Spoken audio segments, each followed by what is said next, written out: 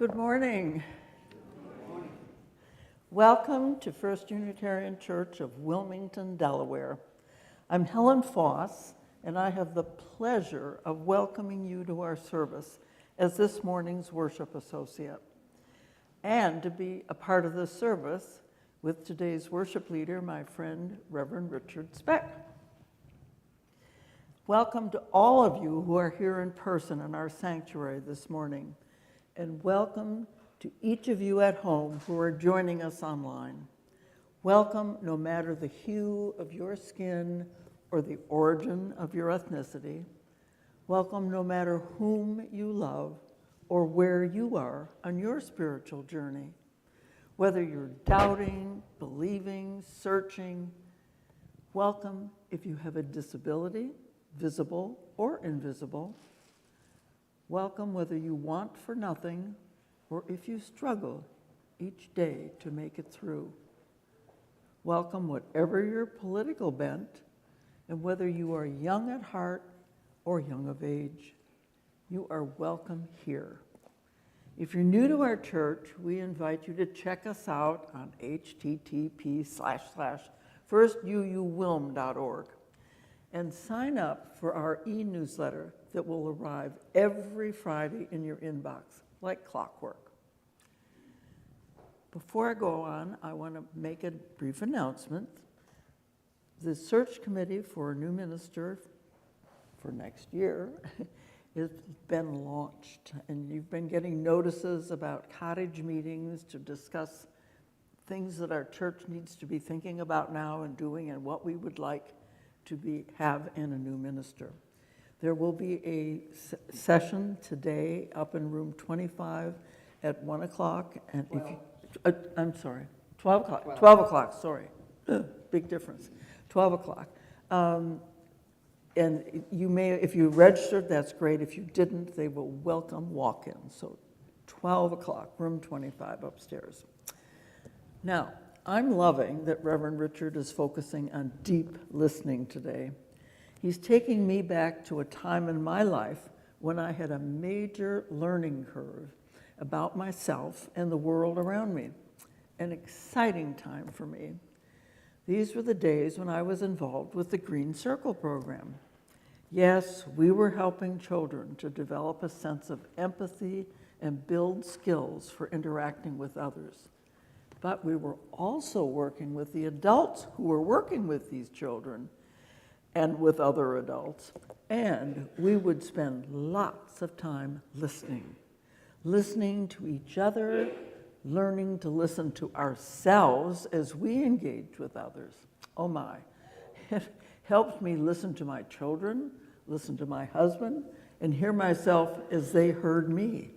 We all learned a lot and loved each other all the more for it. Deep listening indeed. Today should be a great reminder for me, a refresher perhaps. Please note that our live stream adult program's fall brochure is ready, and we have 23 different programs through October to December. They're available and open for everyone in the wider community of Wilmington. You can pick up a brochure in the parish hall at the entrances and share one with a neighbor or friend. Now then, last week, my colleague Jacqueline had you here in the sanctuary wave to the TV cameras to acknowledge and greet our friends watching the service from home.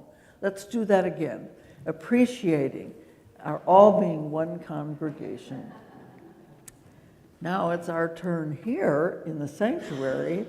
I'd like you to turn and greet each other with what we call radical hospitality.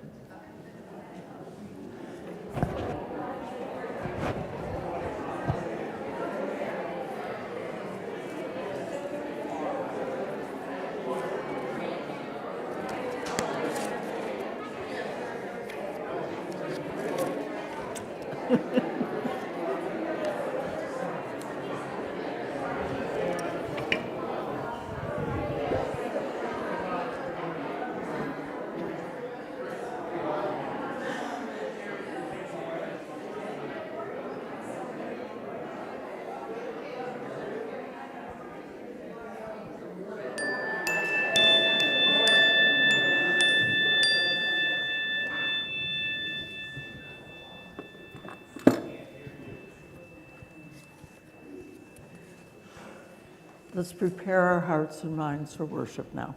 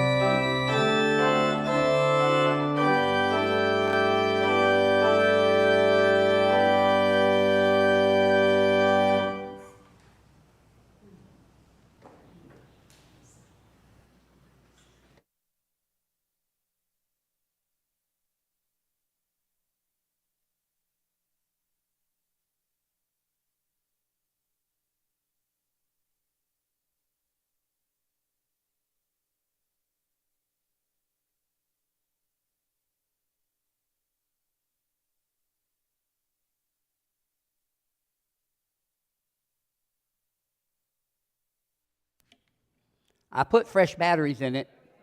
All right. Let's start over, shall we? Now you can hear me.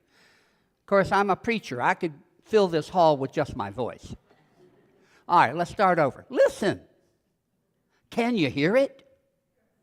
The Spirit is calling now. It calls us in the silence and through the noise and busyness of our daily lives. It calls us in the brightness of the day and the darkness of the night. In times of hope and despair. Listen. Can you hear? The Spirit is calling. It doesn't matter what you call it, for it has no name and has many different names. The Spirit of life, the Spirit of love, the Spirit of compassion, the Spirit of hope, the Spirit of justice. Listen, can you hear it? The Spirit is calling. It's calling to you and to me. It's calling us to greater wholeness, greater connection, greater service, greater love. It is calling us to heal the brokenness within ourselves, in others, and in the world. It's calling us to live more deeply.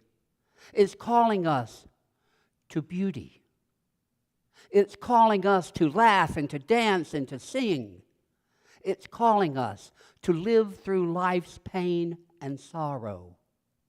It's calling us to live courageously and kindly, to speak our truth in love, and to bend the moral arc of the universe toward justice. It's calling us into community. It's calling us into the greater life of all. Listen. Can you hear it? The Spirit is calling.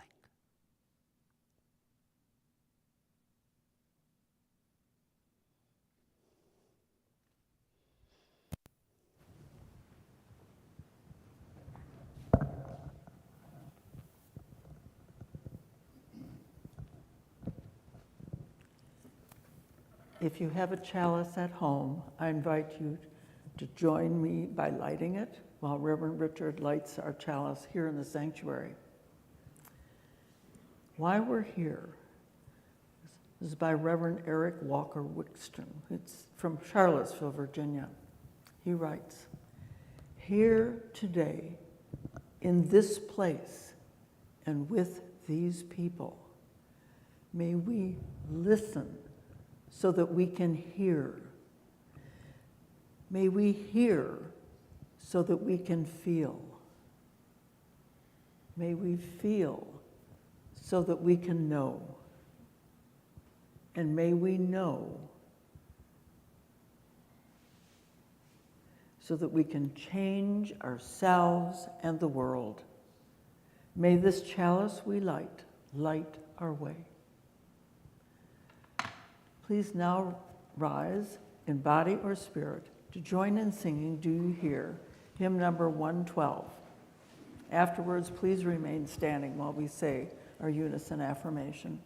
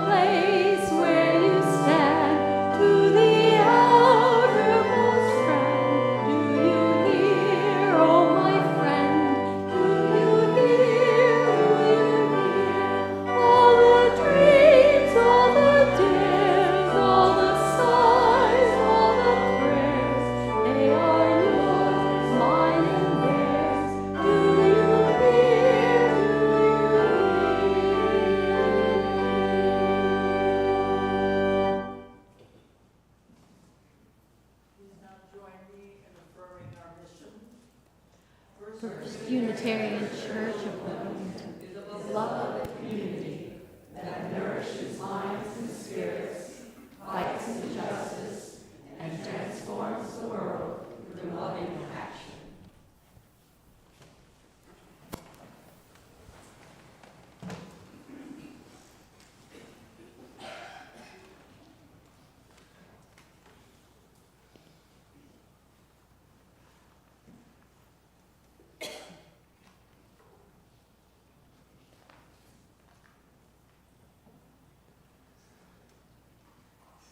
Our meditation is called Center Down by Howard Thurman from Meditations of the Heart.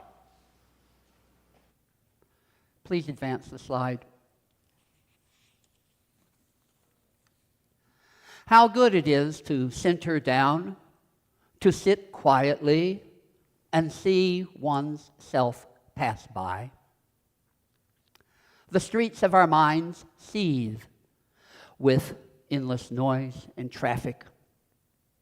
Our spirits resound with clashing, with noisy silences, with something deep within hungers and thirsts for the still moment and the resting lull. The questions persist. What are we doing with our lives? What are the motives that order our days?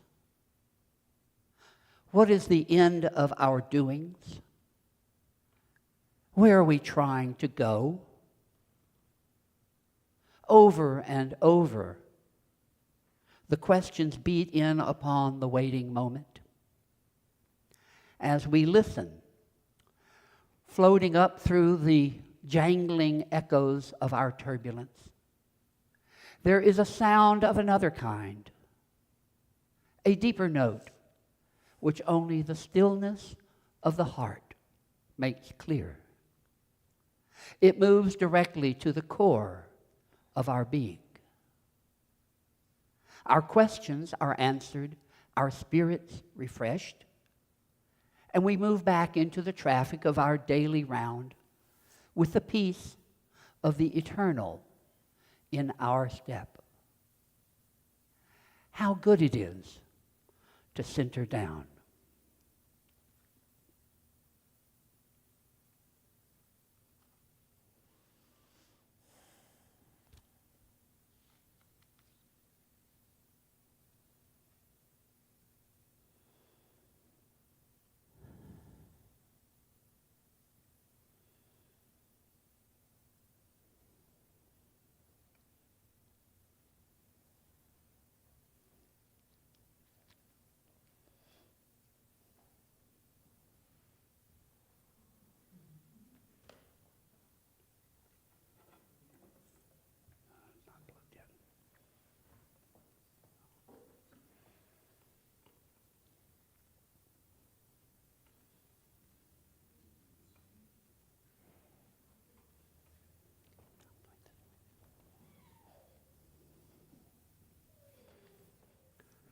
Every week, we come to a moment in our service where we express those joys that are in our lives and those sorrows that we carry with us.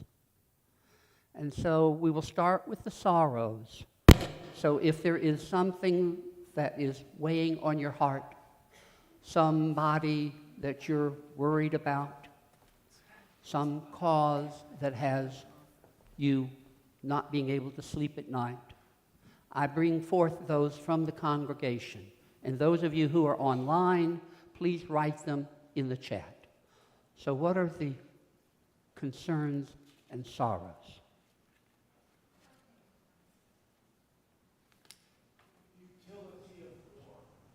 Futility of war.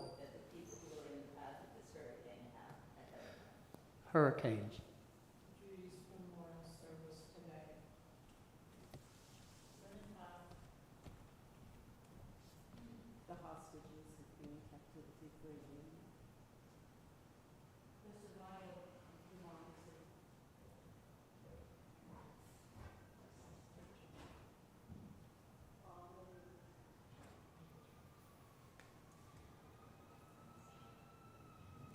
And we carry joy in our hearts as well. So what joys will we bring forth to this congregation today? I'm very glad to be here from Sedona, Arizona. Visiting from Sedona, welcome. 62-year member and stop on the organ of Holy Cadet dedicated to my son Stephen. Wonderful. We're glad you're here with us. Hearing the organ this morning. Sunshine.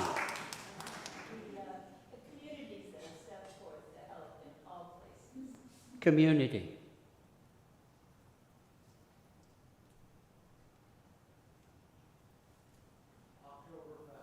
Oktoberfest. Jawohl.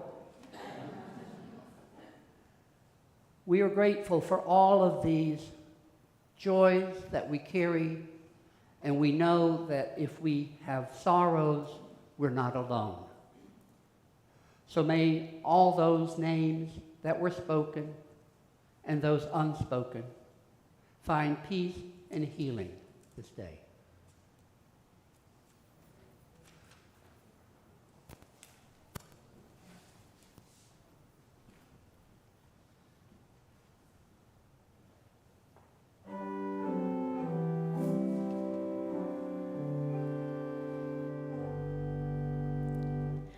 Voice still and small, deep inside all, I hear you call, singing. In dark and rain, sorrow and pain, still you remain, singing, calming my fears, quenching my tears through all the years, singing.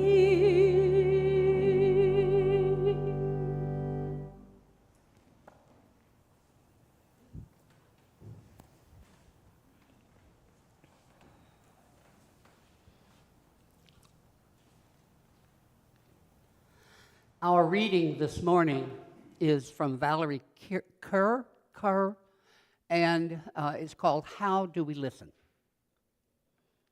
It turns out it is extremely difficult to draw close to someone you find absolutely abhorrent. How do we listen to someone when their beliefs are disgusting or enraging or terrifying? An invisible wall forms between us and them, a chasm that seems impossible to cross. We don't even know why we should try to cross it. In those moments, we can choose to remember that the goal of listening is not to feel empathy for our opponents or validate their ideas or even change their mind in the moment. Our goal is to understand them. When listening gets hard, I focus on taking the next breath. I pay attention to sensations in my body: heat, clenching, and constriction. I feel the ground beneath my feet. Am I safe?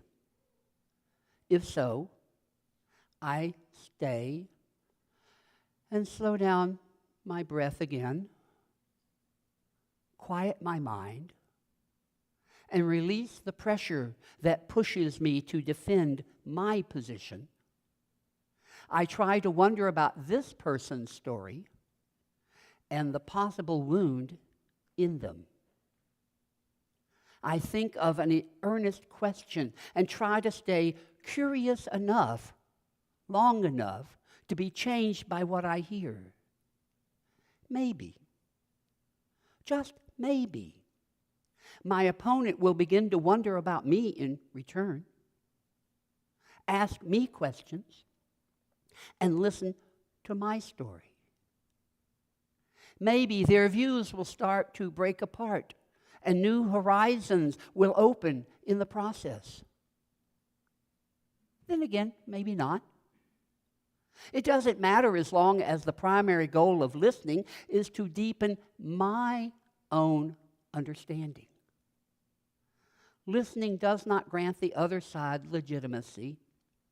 It grants them humility, and preserves our own. Deep listening is an act of surrender. We risk being changed by what we hear. Empathy is cognitive and emotional. To inhabit another person's view of the world is to feel the world with them. But I also know that it's okay if I don't feel very much for them at all. I just need to feel safe enough to stay curious. The most critical part of listening is asking what is at stake for the other person. I try to understand what matters to them, not what I think matters.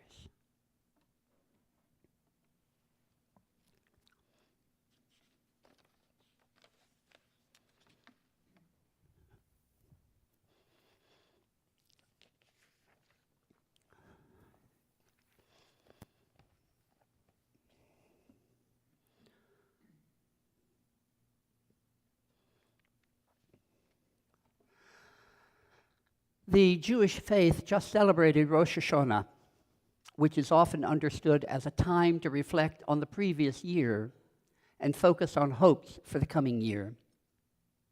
Some midrashic descriptions depict God as sitting upon a throne, while books containing the deeds of all humanity are open for review.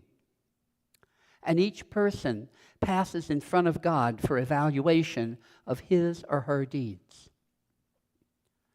The Hebrew common greeting on Rosh Hashanah is Lashana Tovah, which translated from Hebrew means, have a good year.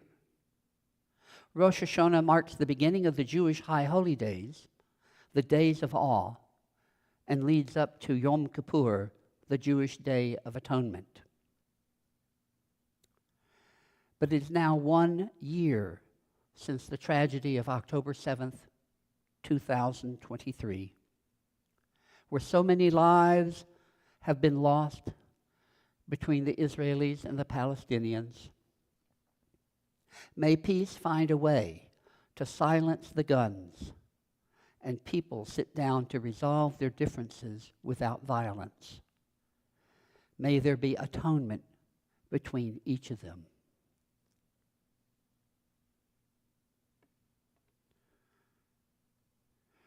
When was the last time you were in a place where there was no sound?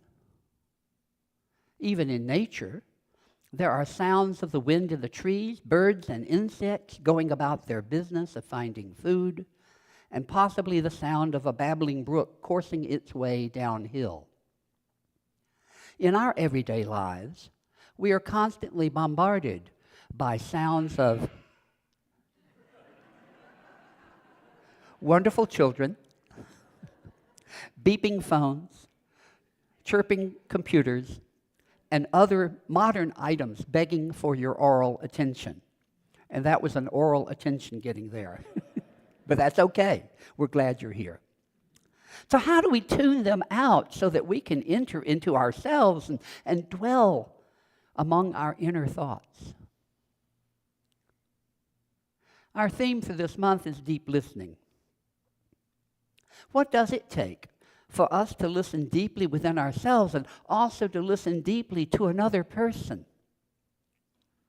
In the musical, Into the Woods, the final song from the musical tells us to be careful what we say. Careful the things you say, children will listen. Careful the things you do, children will see and learn. Children may not obey, but children will listen. Children will look to you for which way to turn, to learn what to be. Careful before you say, listen to me. Children will listen. We need to be more aware of our words and who hears them. Choosing our words carefully can be the difference between achieving our goal and utter failure. Now, I'm not sure what words were said a year ago in the Middle East, but the tragedy of Hamas invading Israel and the subsequent death and destruction continue and seem to be escalating. Could a deep listening by all involved have prevented this from occurring? We'll never know. Conflict arises when we misunderstand one another. Have you ever had an argument where you or the other person said, "You're not listening to me"? What this is indicating is that the communication is not getting through between you. The focus is on responding, not to what is heard. When I was teaching healthy congregations workshops, deep listening was a skill that we taught. Here is what I would say. True communication hasn't happened until I can repeat back to you in words that you understand what you said to me. I'll say that again. True communication hasn't happened until I can repeat back to you in words that you understand what you said to me. We need to listen deeply to one another if we are not to make mistakes and assume something that isn't true about another person. Thich Nhat Hanh wrote that in any relationship, you may want to check whether you have understood the other person. Don't wait until the other person has left or is full of anger to ask the important question, do you think I understand you enough? The other person will tell you if you haven't understood enough. He or she will know if you're able to listen with compassion. You may say, please tell me, please help me, because I know very well that if I don't understand you, I will make a lot of mistakes. This is the language of love. Deep listening to the other will make sure that communication between you has occurred correctly. John Foss wrote in a poem several years ago, when someone deeply listens to you, it is like holding out a dented cup that you've had since childhood and watching it fill up with cold, fresh water. When it balances on top of the brim, you are understood. When it overflows and touches your skin, you are loved. Deep listening takes being attentive to not only the words, but the tone in which they have been spoken. For example, I could say, get up and leave the room, several different ways. I could say it quietly, get up and leave the room. Or forcefully, get up and leave the room. Or with a questioning tone, get up and leave the room? Each conveys more than mere words. Careful the things you say. Children will listen. Catherine Hannay, founder of mindfulteachers.org, wrote this on the internet. Have you ever tried to confide in someone and ended up feeling worse? Or has someone helpfully given you a lot of unsolicited advice? Or perhaps you keep getting into arguments about the same issues over and over again. It can be really frustrating if you just need to let off steam, but the other person keeps telling you what to do. Or maybe you're trying to strategize how to deal with potential problems, but the other person keeps giving you meaningless reassurances like, oh, don't worry, I'm sure everything will be fine. Really? You're sure of that? Based on what exactly? Sometimes you just need a hug. Other times you might need to be left alone for a while. Now, I get in trouble trying to problem solve with Janet, when what she wants is to be listened to deeply. I have blundered into that situation, wanting to be helpful, but making things worse. I need to remember in this situation to the wise words that were said by a smarter person than me. Shut up and listen to me. Just let me talk. Does this sound familiar to any of you? Have you ever been there? Can I hear an amen? Okay. In our reading, Valerie Kaur, oh, did we get one? Oh, good. Thanks, Booth. In our reading, Valerie Kaur, renowned Sikh activist, filmmaker, and civil rights lawyer, writes, deep listening is an act of surrender. We risk being changed by what we hear. Empathy is cognitive and emotional. To inhabit another person's view of the world is to feel the world with them. But I also know that it's okay if I don't feel very much for them at all. I just need to feel safe enough to stay curious. The most critical part of listening is asking what is at stake for the other person. I try to understand what matters to them, not what I think matters. That can be hard sometimes. Putting myself in the place of an other can open up my empathy and try to feel what they are feeling. Quieting my mind from wanting to solve the problem or give platitudes that are meaningless is what quieting my mind from wanting to solve the problem or give platitudes that are meaningless is not what is called for. Deep listening with another person can be hard, but if you care for the other person, you will make every effort to do so. Theologian Paul Tillich said the first duty of love is to listen. A similar sentiment was uttered by Mr. Rogers when he said that listening is where love begins. We are to listen to others, but also to listen to our inner voice. Now, our morning hymn asks us to listen deeply to ourselves. The hymn has a connection to First Unitarian Church. The lyrics were composed by Emily L. Thorne. She died in November of 2004, almost 20 years ago. To a little bit about her, she graduated from Smith College in 1936. She taught English at Briarcliff College, and then she worked in journalism in New York City. In 1941, she and her husband came to Wilmington, Delaware, where they raised 3 children. In 1960, she earned a Master's of Education degree from the University of Delaware. She was a lifelong advocate of social causes and liberal education, an early supporter of the need for public kindergartens. In Delaware, she was staff director of the Delaware Preschool Association from 1951 to 55.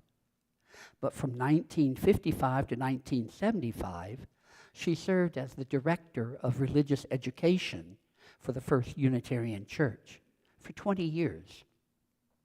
She earned her master's degree while serving the church. Then from 1976 to 85, she served as the National Director of Religious Education for the American Ethical Union. And then for 30 years, she worked part-time with Adlerian counselors as a consultant in family counseling and parent education based on principles of social equality. A strong voice for world peace and democratic methods, she was a member for many years of the World Federalists, the ACLU, NASAP, and the NAACP.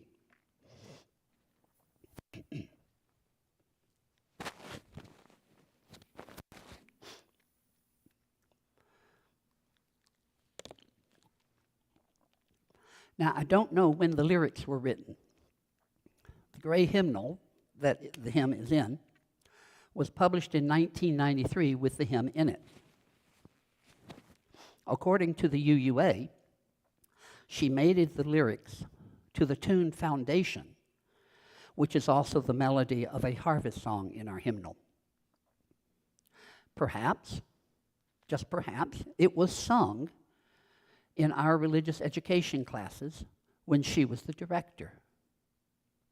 I would like to think that that was the case. The lyrics speak to our listening, to our own hearts.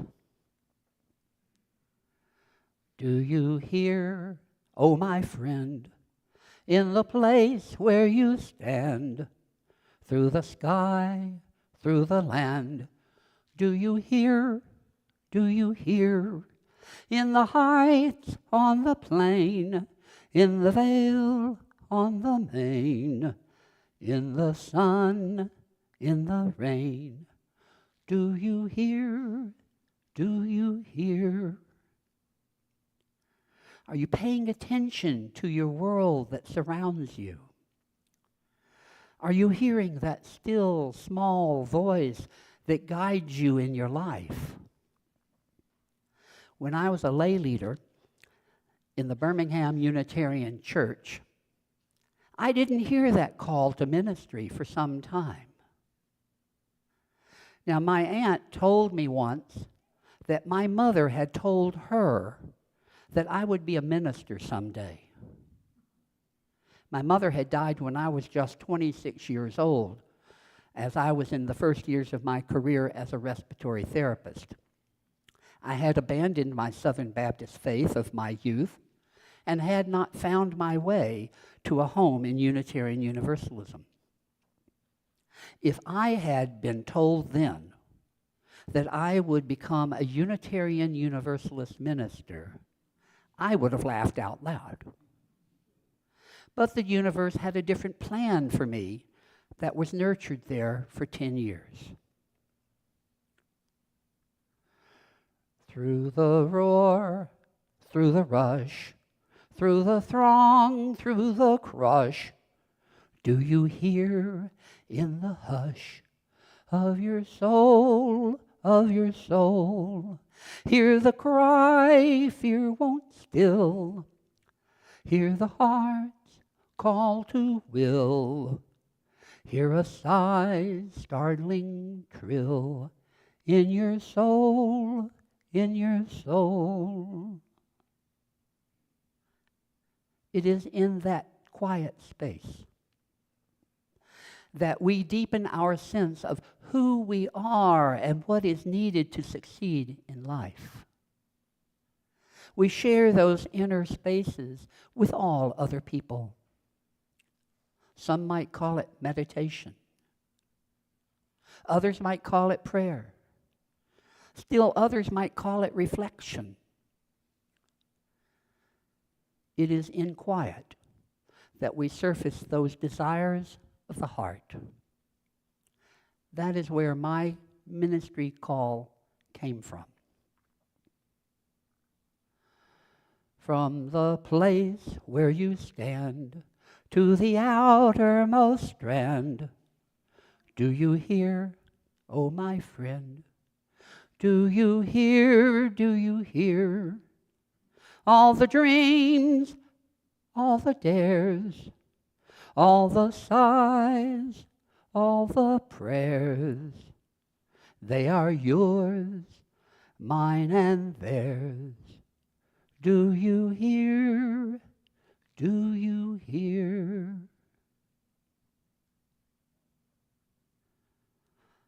Simon and Garfunkel wrote a song about entering into a reflective place that still has relevance today. It was originally written in 1964. Now that would have been in the middle of Emily Thorne's tenure at First Unitarian's religious education program. Maybe, just maybe, there might be a connection. Hello, darkness, my old friend. I've come to talk with you again, because a vision softly creeping left its seeds while I was sleeping, and the vision that was planted in my brain still remains within the sound of silence.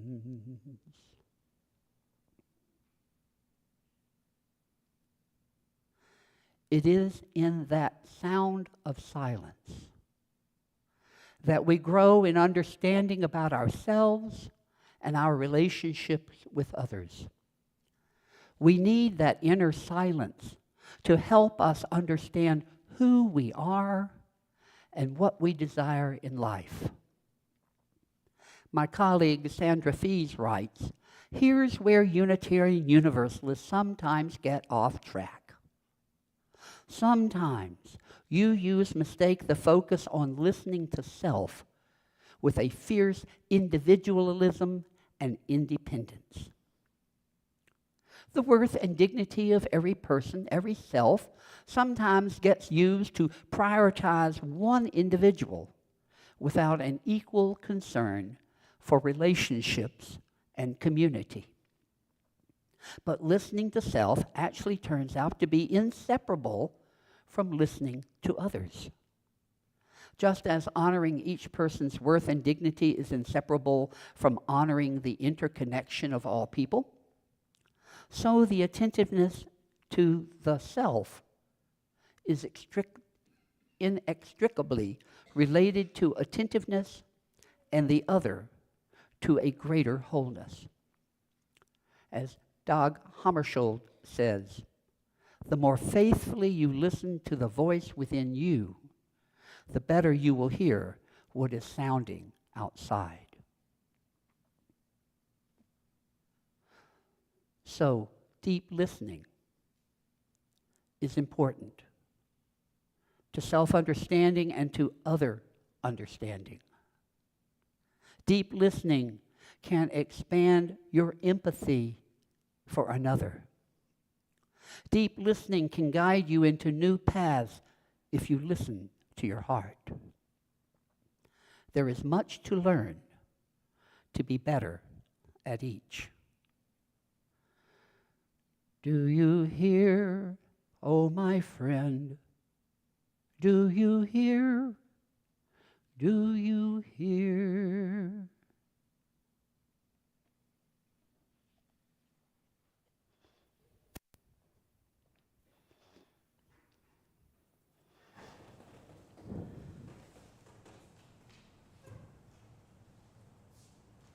The time yet? You're doing the chalice.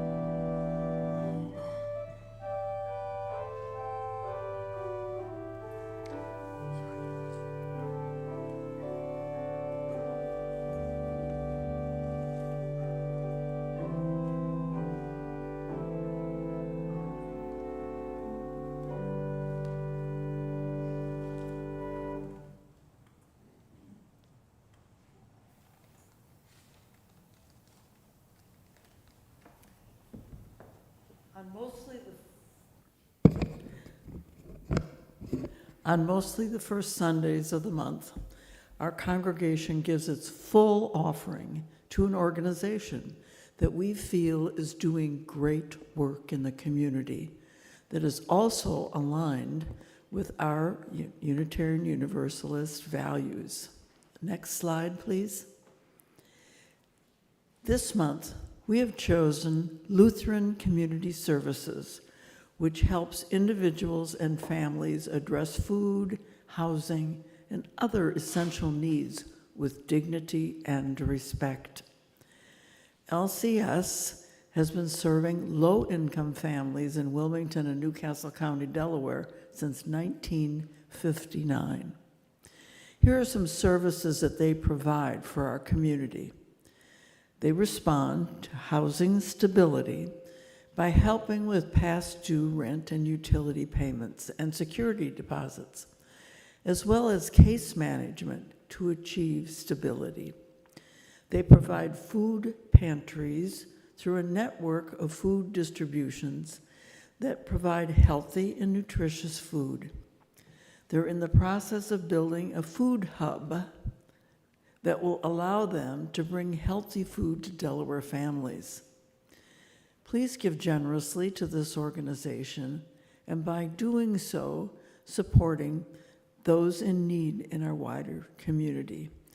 To do so, put LCS, or Lutheran Community Services, in the memo line. Now, please join me in dedicating our offering to the work of this congregation, which is weaving a tapestry of love and action. We dedicate our lives and these our offerings.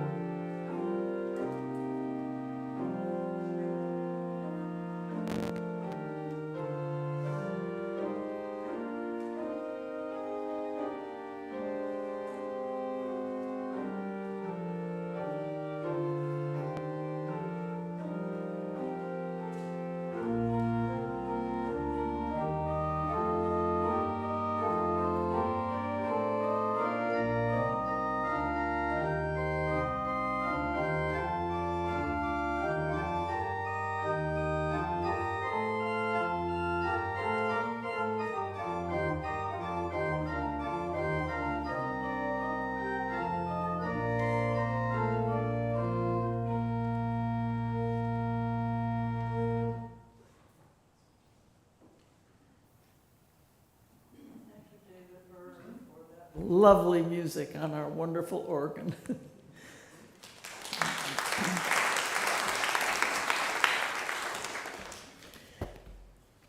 Now, if you've lit a chalice at home, I invite you to extinguish it as I read these words that are adapted by words from Amanda Alice Uluhan, who was a DRE from Bellevue, Washington.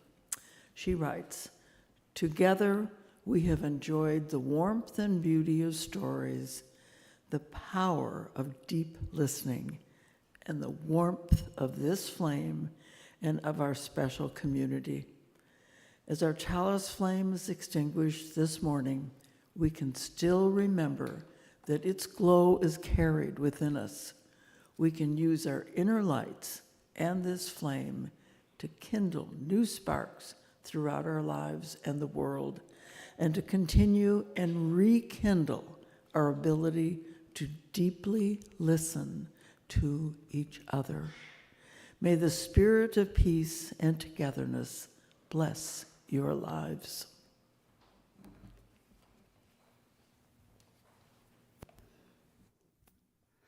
Before I do the benediction, one more reminder that the cottage meetings will be taking place in room 25, and walk-ins are welcome at noon. Go now in peace. Deeply regard each other. Truly listen to each other. Speak what each of you must speak.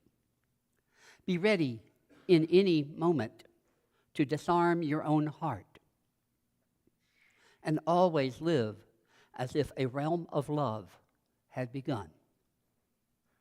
So be it. Blessed be. Please rise in body or spirit to sing our closing hymn, number 86, Blessed Spirit of My Life. The words will appear on the screen.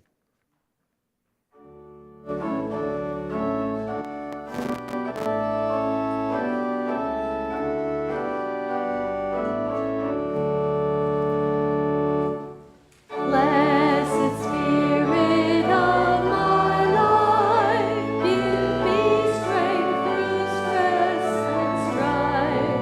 Help me live with dignity. Let me know